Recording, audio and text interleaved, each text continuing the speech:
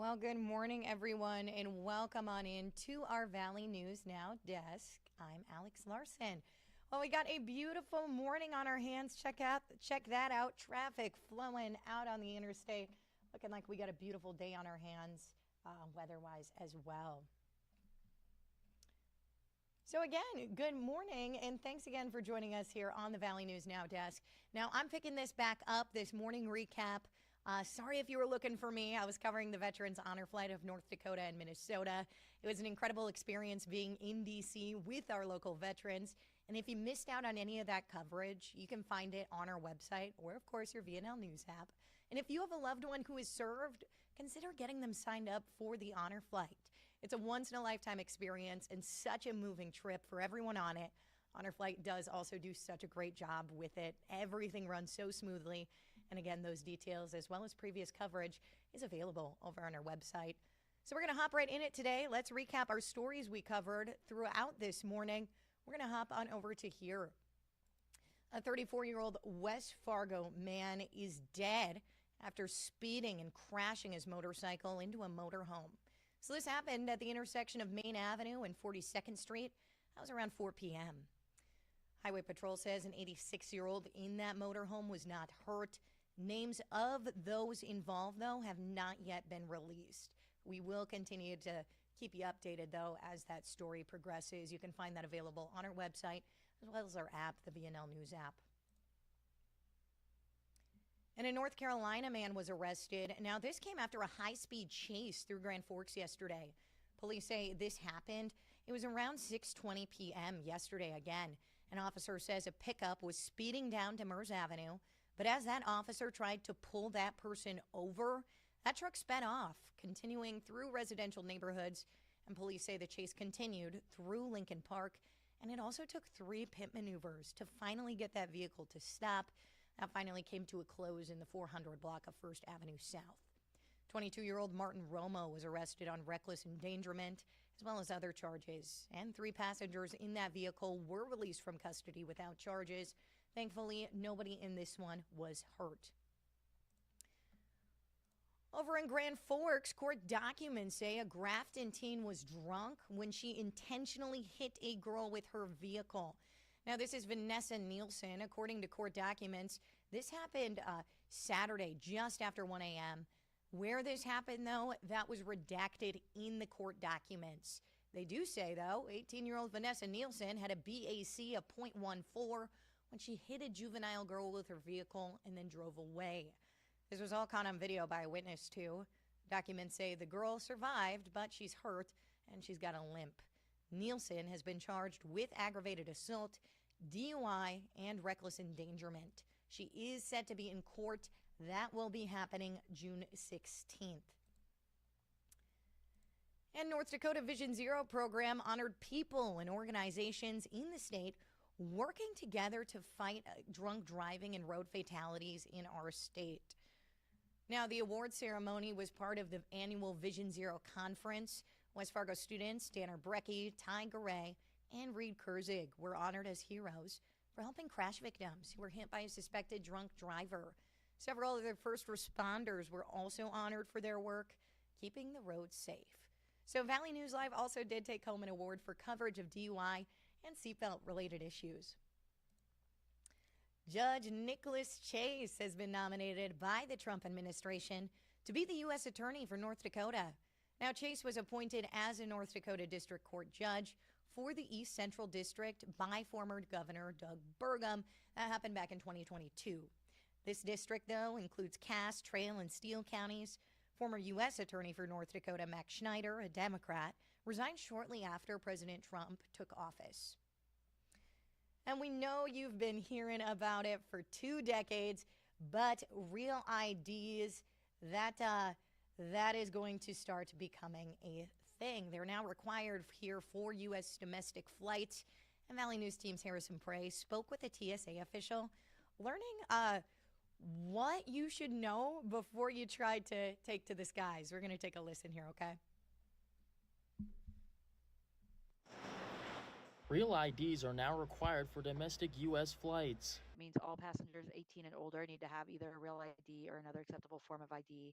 Travelers without one may need one or a passport if they don't want to wait longer than usual to get on their flight. Nobody's been too stressed. It's been a lot of advance notice, so yeah, just something we had to do.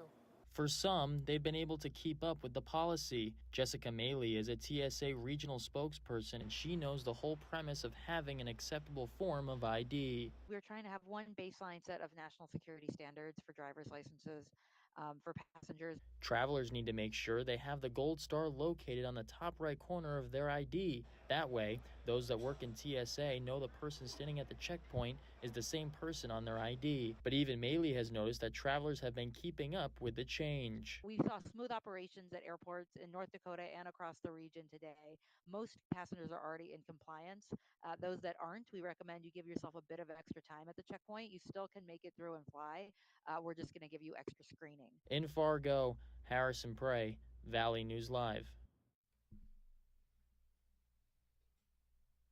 Now, currently, 81% of travelers at TSA checkpoints present an acceptable identification, including a state-issued real ID. Moving on over to Minnesota. Minnesota legislative leaders are now 5 days past their announced deadline to set spending targets for the next state budget. Now, bipartisan group has been holding daily closed-door meetings at the state capitol. And as it stands right now, the House, Senate, and governor are still hundreds of millions of dollars apart in several key budget areas. Yesterday, though, Governor Tim Walz says he's feeling good about the direction that they're going. And it's been almost a year since historic flooding caused the failure of the Rapidan Dam near Mankato. That bridge near it was demolished back in February. Authorities do say, though, removing the dam itself has proven to be a pretty long process, dealing with FEMA, the DNR, and other organizations to try to get federal funding approved in a timely manner. We're going to hear from someone on that right now. Getting through that process is a tremendous undertaking. That is what is really going to be the limiting factor on when can we start demolishing the dam. Physically demolishing the dam is something I wish we could start very soon.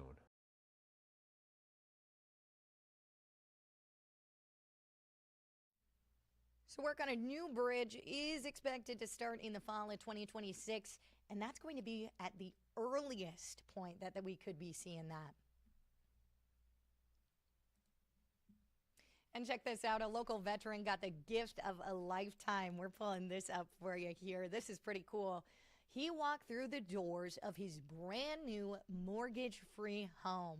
Now, the community all came together yesterday to honor one of our nation's heroes by handing over keys to the fully furnished home in West Fargo. So that gift came from Freedom Alliance and is the 23rd home a vet has received. Stuart's actually from Hawaii, though, so coming to Fargo is going to be a little bit of an adjustment for him. He's coming at the right time of year, though. We got those warm temperatures going on right now. You can read much more about Stuart's Navy background. We got that available on our website, valleynewslive.com, and as always, our free VNL News app. And an NDSU graduate quit his job back during the pandemic to start a series to find love. He calls it 50 Dates in 50 States. You may have seen it. Let me pull him up for you here. This is Matt Warnig. He's built a massive social media following with over 700,000 people following his journey. And he just got season 3 of his series going this week, including a stop in North Dakota. Let's take a listen from him.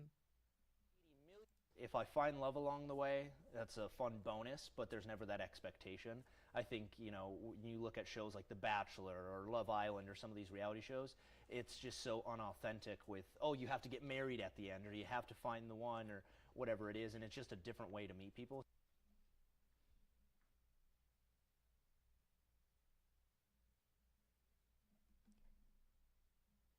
So what's next for Matt? Well, he's traveling the country for the next 4 to 5 months, and then he's going to have his final stop in South Dakota with his top Well, how cool is that? Again, he's been doing, this is the third season. He did 2 other seasons of this. We have interviewed Matt before. If you want to check that out, you can head on over to our website, valleynewslive.com, or of course, as always, your free VNL News app.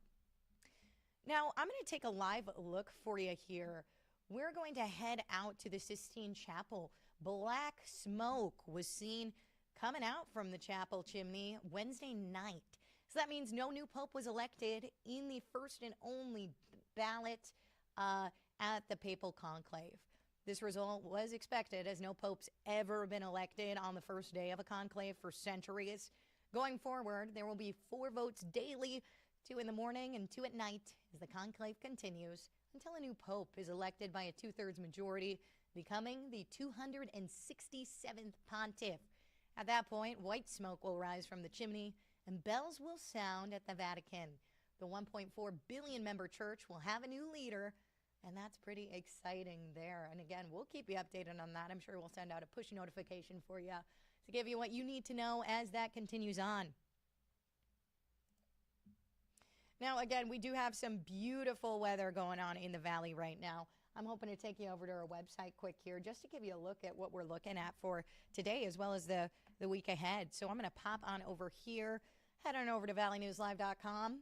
So here we got our homepage. We're going to hop on over to this weather tab here. So it looks like meteorologist Lisa Green actually just updated this 18 minutes ago. So you got a pretty recent update here.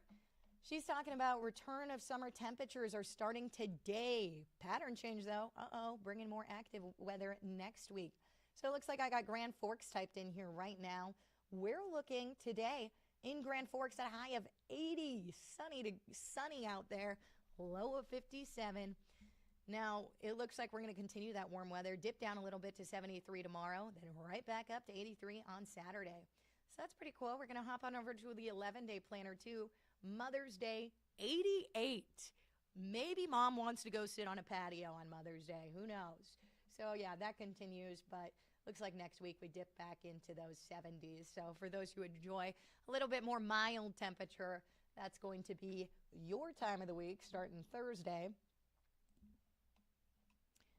So thank you so much for joining us here on this Valley News Now desk. Remember, we do these updates when I'm here, weekday mornings around that 7:30 time frame, where we're going to go over what we covered today as well as the day ahead, what you can expect before you head out the door as well.